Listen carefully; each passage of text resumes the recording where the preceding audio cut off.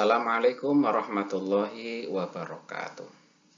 Alhamdulillah wassalatu wassalamu ala Rasulillah wa ala alihi wa sahbihi wa mawalah la haula wa la quwata illa billah amma ba'du.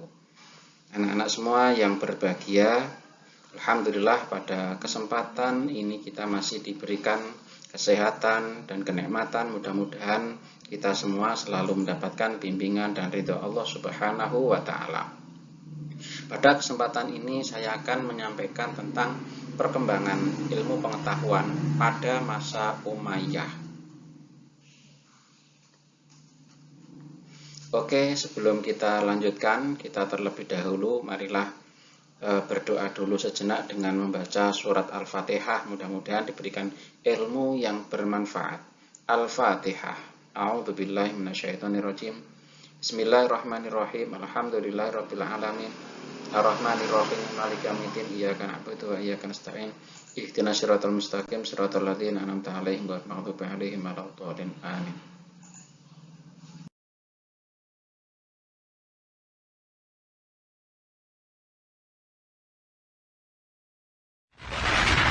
راح الأمة الثكلى تنادي فهبوا يا بني قومي أسودا أعيدوا للدنا أمجاد عصر وفلوا بالحديد قيودا أقيموا بالحمى. Pada tahun 41 Hijriah, cucu Rasulullah Shallallahu Alaihi Wasallam, Hasan bin Ali bin Abi Thalib, putra dari Ali bin Abi Thalib dan Fatimah binti Rasulullah Shallallahu Alaihi Wasallam, menyerahkan tampuk kekuasaannya kepada Muawiyah bin Abi Sufyan. Penyerahan kekuasaan ini dianggap sebagai satu-satunya jalan untuk meraih kedamaian dalam Islam dan terhentinya perselisihan dan pertempuran darah sesama kaum muslimin. Penyerahan kekuasaan inilah yang nantinya akan dikenal sejarah sebagai awal berdirinya Khilafah Bani Umayyah. Bisa dikatakan Khilafah Bani Umayyah adalah kekuasaan dengan luas wilayah yang sangat mengagumkan. Meskipun banyak terjadi perselisihan, tetapi para ulama di masa itu selalu bijaksana di dalam menyikapinya. Khalifah pertama Bani Umayyah adalah Muawiyah bin Abi Sufyan. Ia menjadi khalifah karena kekuasaan dari Al-Hasan diberikan kepada beliau. Ketika beliau menjabat sebagai seorang khalifah, beliau bisa dikatakan khalifah terbaik setelah Ali bin Abi Thalib. Bukan hanya piawai di dalam memimpin, tetapi beliau juga dikenal sebagai orang yang soleh dan bijaksana. Anda tidak boleh mencela Muawiyah karena sejarah yang ditulis oleh orang-orang yang berpihak kepada Syiah. Hampir buku-buku sejarah di Indonesia mencela Muawiyah dan putranya Yazid bin Muawiyah. Jika Anda menengok kepada literatur-literatur yang ditulis oleh ulama Ahlus Sunnah, maka hampir semua ulama Ahlus Sunnah memuji Muawiyah dan Yazid. Tetapi jika Anda menelisik kepada orang-orang Syiah, maka di mata mereka Muawiyah dan Yazid itu adalah dua setan yang mengambil kekuasaan dari keturunan Rasulullah. Jadi silahkan dipilih kemana Anda berpihak. Jasa Muawiyah yang paling fenomenal di dalam sejarah Islam adalah dibentuknya armada laut Islam pertama di dunia Islam. Awalnya Muawiyah telah melihat celah kelemahan pasukan Islam yang selalu kewalahan menghadapi pasukan laut dari pasukan Romawi Timur. Celah ini sangat menguntungkan bagi musuh-musuh yang memiliki armada laut yang lengkap. Namun ketika itu Khalifah Umar masih menjabat khalifah, tidak menyetujui pembangunan armada laut karena orang-orang Arab tidak terbiasa dengan laut. Ketika masa Khalifah Utsman bin Affan, barulah proposal Muawiyah mendirikan armada laut mendapatkan ACC secara penuh. Ketika pecah pertempuran Dzatus Shawari, pertempuran laut pertama bagi umat Islam, pada saat itulah di mana militer Islam benar-benar menjadi momok yang menakutkan bagi musuh-musuh Islam. Di darat, pasukan Islam adalah kucing yang selalu mengalahkan singa. Di laut, armada Islam bagai hiu yang bisa memangsa paus. Kehebatan pasukan Islam yang menguasai daratan dan lautan dibuktikan dengan kehebatan pasukan yang dibawa oleh Tariq bin Ziyad untuk menginjakkan kaki mereka pertama kali di benua Eropa. Pasukan yang dibawa oleh Tariq bin Ziyad adalah pasukan terbaik yang mampu bertempur di laut dan di darat. Pasukan ini pula yang pada akhirnya berhasil menaklukkan kerajaan Visigoth yang berkuasa di Andalusia saat itu. Bukan hanya menjinakkan kerajaan zalim itu saja, penduduk Andalusia pun diberikan kemerdekaan yang belum pernah mereka rasakan sebelumnya. pasukan Islam dengan membawa misi perdamaian dan kesetaraan manusia. Tidak ada perbedaan manusia di mata manusia yang lain. Kedudukan manusia itu dibedakan di sisi Tuhan berdasarkan ketakwaannya. Karena Islam itu damai dan adil, maka orang-orang Andalusia pun berduyun-duyun masuk Islam tanpa paksaan. Ketika Khalifah Muawiyah wafat, beliau digantikan oleh putranya Yazid bin Muawiyah.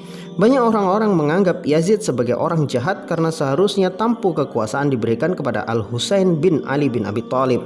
Tetapi jika kita melihat sejarah dengan penuh sebenarnya, hal itu tidak bermasalah dan Al-Husain pun tidak mempermasalahkan hal itu. Orang-orang yang membenci Muawiyah dan Yazid pasti akan menuduh bahwa dalam pembunuhan Al-Husain di padang Karbala adalah Yazid bin Muawiyah. Padahal tidak pernah ada fakta membuktikan hal itu. Justru orang-orang yang membunuh Al-Husain adalah orang-orang Syiah itu sendiri. Tokoh paling bertanggung jawab atas gugurnya Al-Husain dan banyak ahli bait Rasulullah di Karbala adalah Ubaidillah bin Ziyad. Dialah konspirator utama pembunuhan Al-Husain dan dia bersama beberapa orang yang mengikutinya adalah orang-orang yang berpaham Syiah yang dulu mendukung Ali bin Abi Thalib di dalam perang Siffin. Makanya orang-orang Syiah ketika hari kematian Al-Husain, mereka menyiksa diri mereka dengan berbagai macam pukulan hingga berdarah-darah. Hal itu karena tradisi yang dibuat oleh Jaish at-Tawwabin, yaitu pasukan yang bertaubat. Karena mereka menyesal membunuh Husain dan berusaha menebus dosa mereka dengan menyiksa diri mereka sendiri. Bisa dikatakan mereka itulah orang-orang sesat yang menebus dosa mereka dengan kesesatan. Hum dhallu wa adallu. Namun yang mengherankan justru banyak sekali penulis-penulis sejarah yang malah menyalahkan Yazid bin Muawiyah. Pada hakikatnya mereka itu bukan ahli sejarah tetapi ahli fitnah, menuduh Yazid membunuh Husain padahal saat kejadian Yazid pun tidak ada di Karbala. Pada dasarnya kekacauan sejarah itu pelakunya adalah Syiah, tetapi Ahlus Sunnah selalu jadi kambing hitam. Seperti kisah perang Jamal dan perang Siffin, tidak lepas dari arogansi Syiah dan Khawarij, karena dua pihak itulah saat itu yang mempunyai nafsu besar untuk golongan mereka masing-masing. Bahkan saking berbahayanya Syiah ini, Khalifah Ali bin Abi Thalib pernah membakar hidup-hidup orang Syiah yang memuja Ali sebagai Tuhan. Na'udzubillah tsumma na'udzubillah. Pada masa Yazid bin Muawiyah ini benar-benar terjadi banyak kekacauan. Selain terbunuhnya Al-Husain, penduduk Madinah tiba-tiba membatalkan baiat mereka kepada Yazid dan mengusir orang-orangnya Yazid dari Madinah. Maka Yazid pun mengultimatum penduduk Madinah untuk kembali kepada ketaatannya dan diberi waktu selama 3 hari. Jika mereka menolak, maka pasukan Yazid akan memasuki Madinah dengan pedang. Namun sampai pada waktu yang ditentukan, penduduk Madinah tidak mengindahkan ultimatum Yazid. Maka pasukan yang diutus Yazid pun memasuki Madinah dengan pedang dan peperangan. Namun pasukan ini justru tidak mengikuti perintah Yazid dengan benar. Tujuan Yazid mengirim pasukan hanya agar penduduk Madinah tunduk dan kembali kepadanya. Tetapi pasukan ini justru membantai penduduk Madinah dan mengambil kehormatan wanita-wanita Madinah. Sehingganya Madinah benar-benar berdarah pada saat itu. Pada saat kekacauan itu terjadi, Yazid bin Muawiyah meninggal dunia. Dan semua orang pun menyalahkan Yazid karena ia mengirim pasukan ke Madinah. Yazid belum sempat memperbaiki kesalahannya, namun maut telah mendahuluinya. Inilah tahun-tahun di mana fitnah-fitnah bertebaran di muka bumi. Ada 3 golongan muncul di dalam menyikapinya. Golongan pertama, mereka orang-orang yang membenci dan melaknat Muawiyah dan Yazid. Kemudian golongan yang kedua, orang-orang yang tetap fanatik kepada Muawiyah dan Yazid apapun kejadiannya. Dan golongan ketiga adalah orang-orang yang berusaha menemukan benang merah dari kekacauan itu. Mereka bersikap pertengahan, tidak fanatik juga tidak melaknat. Dan golongan ketiga inilah sikap yang harus kita ambil. Setiap manusia mempunyai kebaikan dan kesalahan, apalagi kesalahan itu bukan dilakukan oleh tangannya sendiri. Tentunya kita tidak boleh melaknat mereka. Adapun kesalahan-kesalahan mereka biarlah Allah yang menghisapnya, karena sesungguhnya Allah Maha cepat perhitungannya. Wallahu a'lam bishawab. Insyaallah bersambung.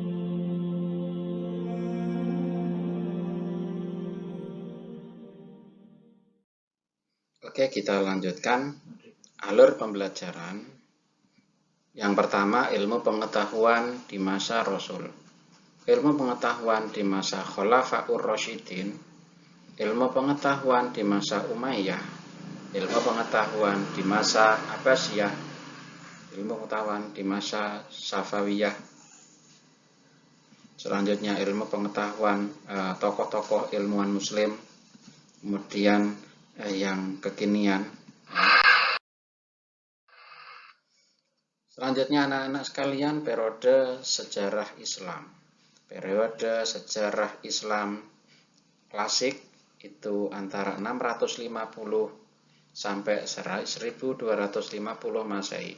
Itu masa kemajuan dan keemasan Islam.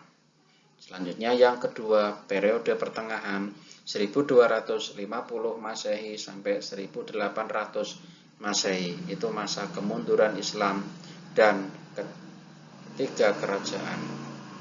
Selanjutnya periode modern yaitu 1800 Masehi sampai sekarang. Bisa juga disebut periode kebangkitan umat Islam. Alur sejarah Islam. Islam di masa Nabi Muhammad Shallallahu Alaihi Wasallam, Islam di masa Khulafaur Rasyidin, Islam di masa Bani Umayyah, Islam di masa Bani Abbasiyah, Islam di masa tiga kerajaan besar, Kekaisaran Safawi di Persia, Kekaisaran Mogul di India, dan Kekaisaran Turki Utsmani. Kemudian sekarang adalah Islam modern. Ini dibagi tiga, ya, klasik, pertengahan, dan modern. Selanjutnya anak-anak, kita lanjutkan ilmu pengetahuan di masa Rasul. Norma bermasyarakat dan bertuhan berdasarkan Al-Quran dan Al-Hadis. Jadi semuanya ketika zaman Nabi Muhammad SAW itu segala macam aktivitas atau permasalahan langsung didasarkan kepada Rasulullah SAW, sehingga saat itu bersumber dari wahyu Allah Subhanahu wa Ta'ala. Selanjutnya wilayah Islam sepeninggal Nabi. Ini ada Saudi Arabia, kemudian berkembang sampai ke Yordan, Irak, Afrika, Yaman, dan lain sebagainya. Yang kedua, ilmu pengetahuan di masa Khulafaur Rasyidin. Masa ini muncul qiraat atau ilmu qiraat, tafsir Al-Quran, ilmu hadis, ilmu nahwu, khat Al-Quran, ilmu fikih, ilmu sastra, dan ilmu arsitektur. Ini contohnya. Pengetahuan sudah mulai berkembang pada masa Khulafaur Rasyidin. Dilanjutkan pada masa Bani Umayyah 661 sampai 750 Masehi, sekitar kurang lebih 8-9 tahun. Perkembangan wilayah sangat luas meliputi Afrika Utara, sebagian India, Afghanistan, Turkistan, Balukistan, Samarkand, dan sebagian Romawi. Selanjutnya Bani Umayyah. Bani Umayyah atau kekhalifahan Umayyah adalah kekhalifahan Islam pertama setelah masa Khulafaur Rasyidin yang memerintah dari tahun 661 Masehi sampai 750 Masehi dengan Damaskus sebagai pusat pemerintahannya. Nama dinasti ini dirujuk kepada Umayyah bin Abdul Syam, kakek buyut dari Muawiyah bin Abu Sufyan. Sistem pemerintahannya adalah monarki berbentuk kekhalifahan. Ini adalah nama-nama pemerintah atau raja atau khalifah pada saat Bani Umayyah. Yang pertama adalah Muawiyah bin Abu Sufyan, dan ini keluarganya, ya, sesuai dengan skema. Saya lanjutkan. Oke, saya lanjutkan lagi. Sejarah berdirinya Bani Umayyah, yaitu berakhirnya pemerintahan Khulafaur Rasyidin saat terjadi konflik semenjak wafatnya Utsman bin Affan, kemudian terbunuhnya Ali bin Abi Thalib. Jadi di sini konfliknya adalah di awal terjadinya pembunuhan Utsman bin Affan ini diduga oleh keluarga Utsman bin Affan bahwa Ali terlibat sebagai dalangnya, padahal di sini tidak, hanya dianggap. Kemudian konflik Hasan Husain dengan Muawiyah mengakibatkan terbunuhnya Imam Husain di padang Karbala. Kemudian terjadi perjanjian Madain. Perjanjian Madain ini tujuannya adalah agar Muawiyah tidak menaruh dendam terhadap penduduk Irak. Yang kedua, agar pajak tanah negeri Ahwas diberikan kepada Hasan setiap tahun. Yang ketiga, Muawiyah harus membayar Husain sebesar 2 juta dirham. Yang keempat, pemilihan atau pengangkatan khalifah selanjutnya harus diserahkan kembali kepada musyawarah kaum muslimin. Perjalanan sejarah kekhalifahan pada masa Muawiyah, ibu kota pemerintahan Islam dipindah ke Madinah, dari Madinah ke Damaskus atau yang sekarang itu Syria. Yang kedua, melakukan ekspansi ke Tunisia dan Kabul, melakukan serangan ke Konstantinopel, walaupun pada akhirnya terjadi kegagalan. Setelah itu Muawiyah wafat, digantikan oleh putranya yang pertama, yaitu Yazid bin Muawiyah pada masa Abdul Malik, dan masa selanjutnya ekspansi terus dilakukan hingga berhasil menguasai Afrika Utara dan sampai ke Gibraltar. Ini adalah peta tentang ekspansi Bani Umayyah. Jadi masuk ke wilayah barat, yaitu Eropa atau Andalus, yang saat itu dipimpin oleh seorang pemimpin yang luar biasa namanya Tariq bin Ziyad, yang sehingga ada salah satu selat yang dinamakan Selat Gibraltar. Oke anak-anak, kita lanjutkan. Kekhalifahan yang memerintah pada masa dinasti Umayyah di Damaskus atau Syria. Yang pertama adalah Muawiyah I. Selanjutnya digantikan Yazid bin Muawiyah. Selanjutnya digantikan oleh Muawiyah II. Selanjutnya digantikan Marwan I. Selanjutnya digantikan oleh Abdul Malik bin Marwan.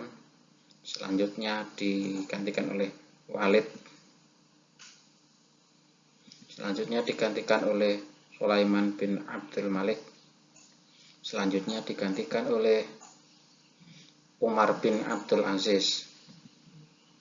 Selanjutnya digantikan oleh Yazid II. Selanjutnya digantikan oleh Hisham bin Abdul Malik. Selanjutnya digantikan oleh Al-Walid II. Selanjutnya digantikan oleh Yazid III.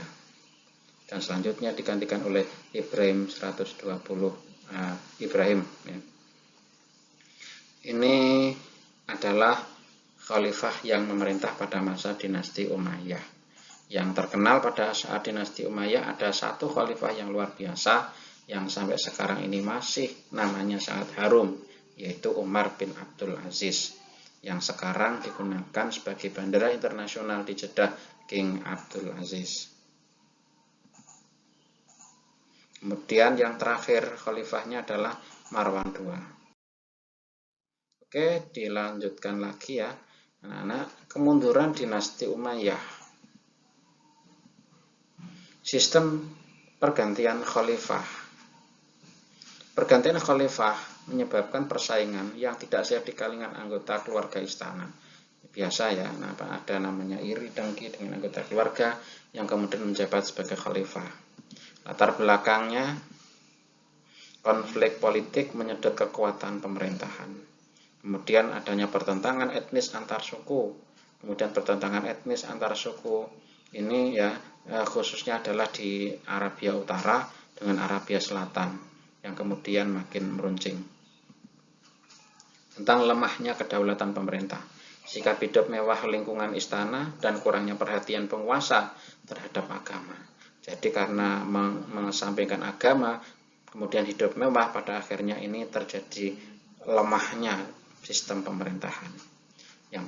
Yang selanjutnya adalah munculnya kekuatan baru, yaitu gerakan yang didukung oleh pemerintahan dan keluarga Abbas yang nantinya akan menjadi satu kekuatan menggantikan dinasti Umayyah, yaitu nanti dinasti Abbasiyah.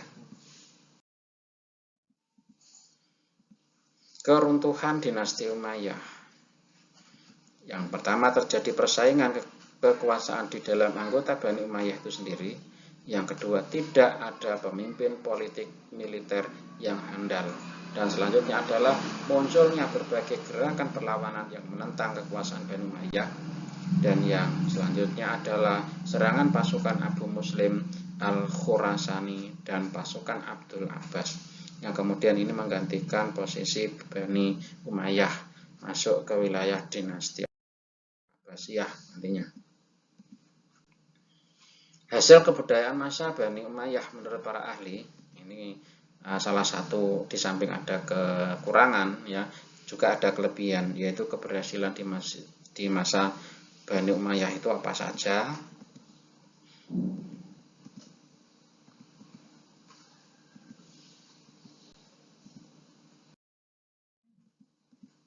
Hasil kebudayaan. Yang pertama adalah penyempurnaan Al-Quran. Jadi Al-Quran ini disempurnakan mulai dari penulisan, kemudian dan lain sebagainya. Selanjutnya adalah penulisan hadis. Di masa Rasul dulu belum ada, maka di masa dinasti Umayyah ini dilakukan namanya penulisan hadis atau kodifikasi hadis. Selanjutnya mendirikan kantor pergantian bahasa, karena ya sekali lagi di sini bukan hanya dari golongan Arab, tapi juga ada dari Persia, dari atau tempat-tempat dari Afrika juga, dan dari tempat lain ya. Menyediakan pendidikan, membuat undang-undang pokok. Ini hasil kebudayaan. Selanjutnya menurut Rushdie ya, ada namanya ilmu Al-Quran dan hadis, ilmu bahasa Arab, tarikh itu sejarah, ilmu geografi, ilmu kimia, kedokteran, dan perbintangan, kesenian dan arsitektur. Kalau menurut Tristiono, ini kebudayaan, bangunan, seni sastra, seni ukir, ilmu pengetahuan, politik, militer, sosial budaya. Selanjutnya menurut Supriyadi, keberhasilannya ini diantaranya adalah pergantian bahasa, menyediakan pendidikan, membangun jalan raya, mendirikan gedung, kemudian membuat pasal-pasal undang-undang pokok. Ini diantara peninggalan-peninggalan pada masa dinasti Umayyah. Yang pertama adalah Masjid Damaskus. Ini sudah ratusan tahun ya. Ini umurnya sudah sangat lama. Masjid yang sangat tua dengan arsitektur yang luar biasa. Kemudian ada di Eropa, yaitu di Amawiyah II atau Amawi II. Ada namanya Masjid Cordoba atau Cordova. Ini menjadi salah satu masjid masjid yang megah, menjadi bukti bahwa Islam pernah jaya di Eropa. Sikap para khalifah terhadap ilmu pengetahuan. Yang pertama, sikap Muawiyah terhadap ilmu. Diriwayatkan bahwa begitu selesai Muawiyah menjalankan tugas resmi, beliau menghabiskan sepertiga malam dengan mempelajari cerita-cerita bangsa Arab dan peperangan yang terjadi antara mereka. Cerita-cerita tentang bangsa asing serta politik pemerintahannya. Selanjutnya semua dibacakan oleh seorang pencerita resmi. Akhirnya bercerita itu termasuk sebagai pekerjaan resmi, di mana ada beberapa orang yang diangkat menjadi pencerita oleh pemerintah dengan mendapatkan gaji. Selanjutnya pemerintah Abdul Malik bin Marwan. Sebelum menjadi khalifah, Abdul Malik bin Marwan adalah salah seorang dari 4 seorang ulama fikih di Madinah yang terdiri dari Sa'id bin Musayyab, Urwah bin Zubair, Qabisah bin Shu'aib dan beliau sendiri. Disebabkan urusan pemerintahan yang sangat mendesak dan sebagainya, keunggulan beliau tidak dapat diteruskan sepenuhnya. Jadi awalnya Abdul Malik ini adalah seorang ulama, tapi karena mendesak maka beliau mendalami ilmu tentang ketatanegaraan untuk menjalankan sebuah pemerintahan. Selanjutnya adalah Khalifah Umar bin Abdul Aziz. Ini adalah khalifah yang terkenal. Melaksanakan perintah dan ajaran Al-Quran dan hadis dalam setiap bidang pemerintahan. Menghapuskan penyelewengan atau kemungkaran. Mengadakan proyek-proyek kebajikan untuk rakyat. Berusaha meluaskan ilmu dan ajaran Islam. Dan selanjutnya berusaha menjalin hubungan yang baik dengan orang-orang yang bukan Islam. Ini Khalifah Umar bin Abdul Aziz yang terkenal sangat alim, ya, faqih, tapi sangat toleran. Khalifah Walid bin Abdul Malik adalah raja Arab pertama yang mendirikan rumah sakit yang serba lengkap di Damaskus atau Syria. Beliau telah menggajikan pakar-pakar bukan Islam, bukan sekedar merawat orang yang sakit, tetapi juga mengajarkan ilmu perobatan kepada pelajar Islam yang berminat. Beliau adalah khalifah yang menggiatkan pendidikan dalam ilmu perobatan. Sehingga saat itu ya mulai banyak tokoh-tokoh yang bermunculan itu tentang ilmu pengobatan. Sistem pendidikan masa Bani Umayyah. Masjid dan kitab sebagai pusat pendidikan utama. Halaqah, sistem pengajian tradisional.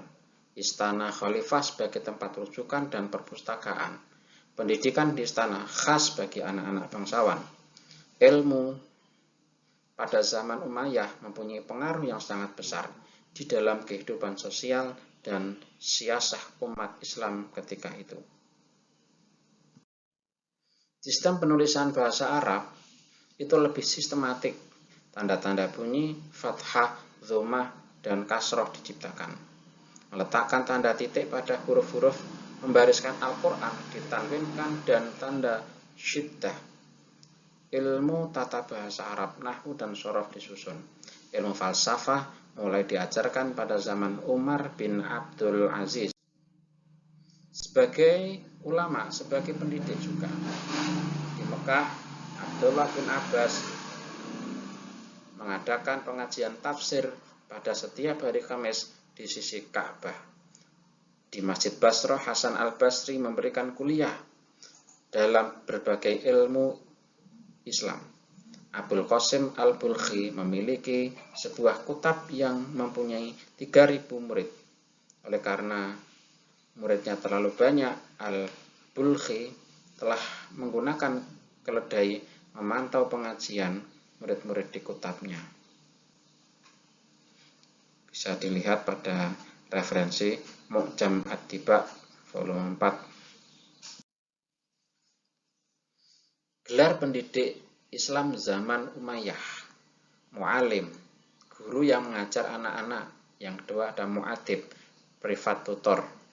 Mudaris, guru pengajar di madrasah. Ustadz, asal kata Persia, bermaksud profesor. Syekh, ulama yang sudah tua. Imam, statusnya tertinggi atau profesor yang sudah mencapai makom tertinggi. Jadi ini gelar-gelar pendidik di zaman Umayyah. Ada mu'alim, ada mu'adib, ada mudarris, ada al-ustadz, ada syekh, ada imam. Dan kedudukan tertinggi yang pertama imam, ada syekh. Syekh itu adalah ulama yang sudah tua. Kalau ustadz itu setingkat profesor. Kalau guru-guru biasa di madrasah namanya mudarris. Kalau guru anak-anak itu namanya mu'alim. Kalau orang-orang yang mengajar privat namanya privat atau mu'adib.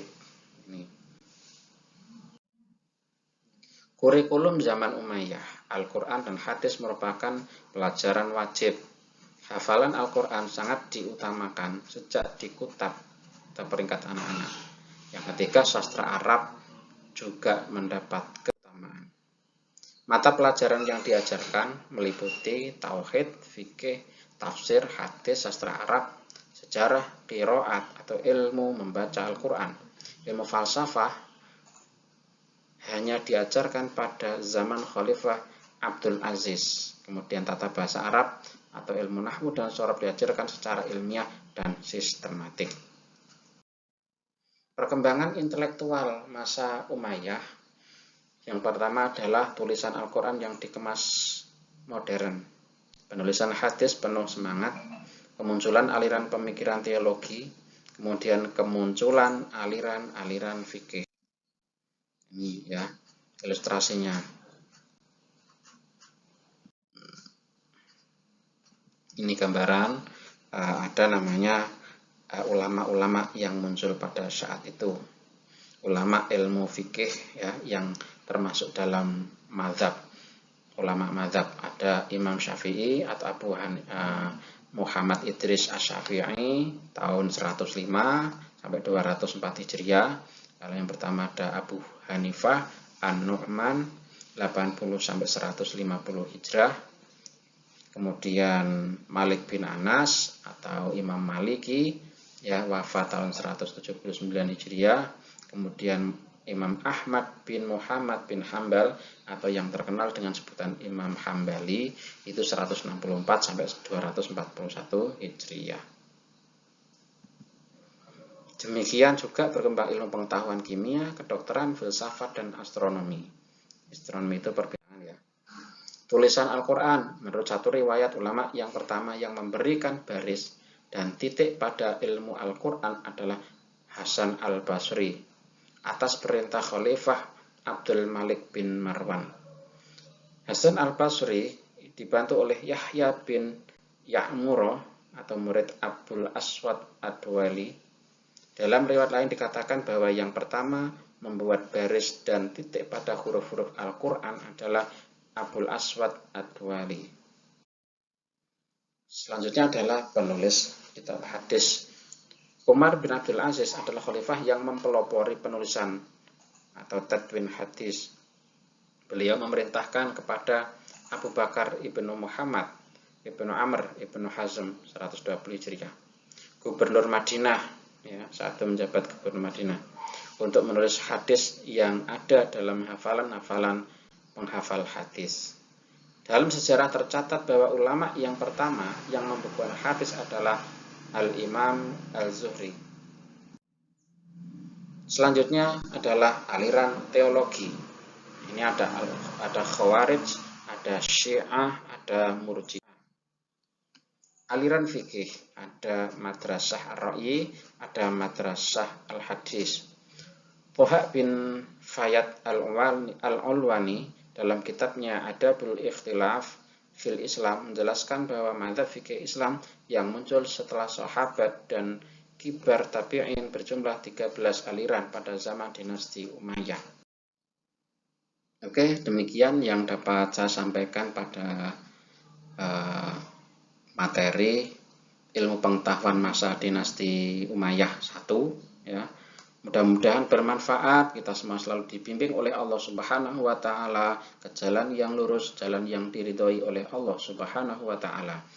Kurang lebihnya mohon maaf. Akhirul kalam, ihdinas siratal mustaqim. Assalamualaikum warahmatullahi wabarakatuh.